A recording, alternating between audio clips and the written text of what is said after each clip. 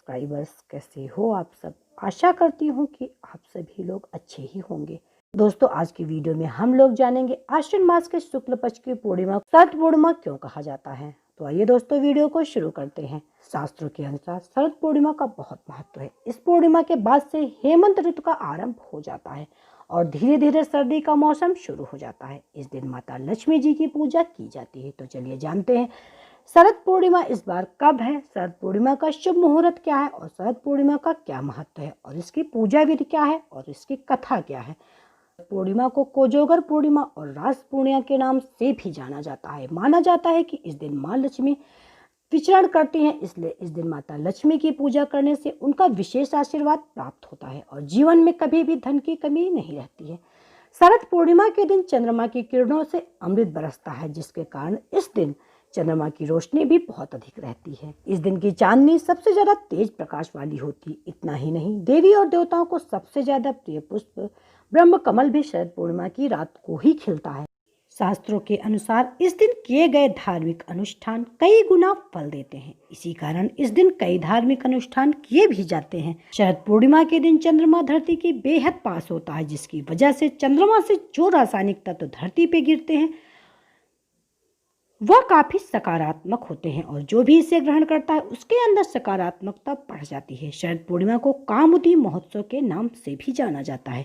इस दिन मां लक्ष्मी विचरण करती हैं। इसकी वजह से शरद पूर्णिमा को बंगाल में कोजागरा भी कहा जाता है, जिसका अर्थ होता है कौन जाग रहा है। तो आइए दोस्तों जाने शरद पूर्णिमा की पूजा विधि क्या है। शरद पूर्णिमा के दिन सुबह ब्रह्म मुहूर्त में उठकर किसी पवित्र नदी में स्नान करें। इसके बाद एक चौकी पर लाल कपड़ा बिछाकर उस पर माता लक्ष्मी की मूर्ति या तस्वीर स्थापित करें और उन्हें लाल पुष्प, नैवेद्य, इत्र, सुगंधित चीजें चढ़ाएं। उनकी धूप दीप से आरती करें। माता लक्ष्मी के मंत्र और लक्ष्मी चालीसा का पाठ करें। इसके बाद माता लक्ष्मी जी को खीर का भोग लगाएं और किसी ब्राह्मण को इस दिन खीर का दान अवश्य करें। दोस्तों, शरद पूर्णिमा के दिन चंद्रमा की रोशनी में खीर अवश्य और अगले दिन उसे पूरे परिवार के साथ मिल बांट कर खाएं। दोस्तों, शरद पूर्णिमा इस बार 30 अक्टूबर को है। पुराणों के अनुसार देवी लक्ष्मी इसी पूर्णिमा तिथि को समुद्र मंथन से उत्पन्न हुई थी, इसलिए शरद पूर्णिमा की रात का हिंदू धर्म में अपना विशेष महत्व है। इस रात में चंद्रमा अपनी 16 कलाओं से पूर्ण होकर आकाश से अमृत वर्षा करता है और वैभव की देवी लक्ष्मी अपने पति श्री हरि के साथ पृथ्वीलोक पर भ्रमण करने आती है। तो उनके स्वागत में शरद पूर्णिमा की कथा सुने, उनकी पूजा करें। तो आइए दोस्तों, शरद पूर्णिमा की कथा क्या है इसके बारे में जानें। तो आइए दोस्तों, शरद पूर्णिमा की कथा का श्रवण करें। पौराणिक कथा के अनुसार एक साहूकार की 2 पुत्रियां थीं। वह दोनों ही पूर्णिमा का व्रत किया करती थी।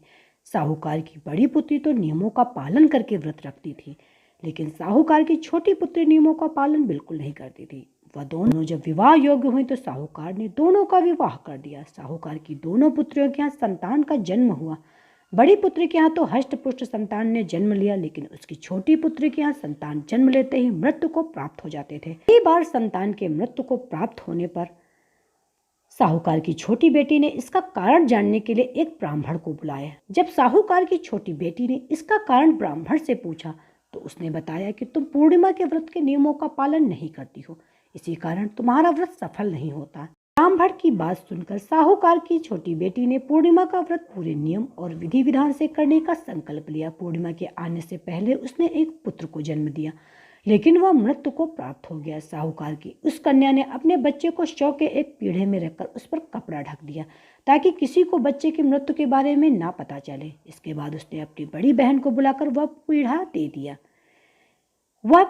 दिया। जैसे ही उसकी बड़ी बहन पीढ़े पे बैठने लगी, तभी उसके लहंगे का एक भाग 25 से छू गया, जिसके बाद वह बच्चा जिंदा हो गया और जोर जोर से रोने लगा।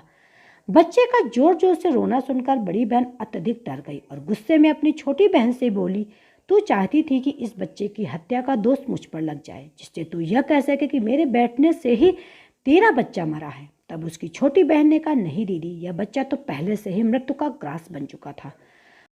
पूर्णिमा के दिन जो तुम व्रत और तप करती हो, उसके कारण तुम दिव्य तेज से परिपूर्ण और पवित्र हो गई हो। अब मैं भी तुम्हारी तरह व्रत और पूजन करूंगी। इसके बाद उसने पूर्णिमा व्रत विधि पूर्वक किया और इस व्रत के महत्व और फल का पूरे नगर में प्रचार।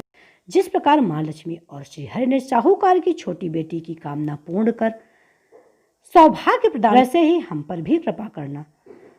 तो दोस्तों ये थी शरद पूर्णिमा व्रत कथा।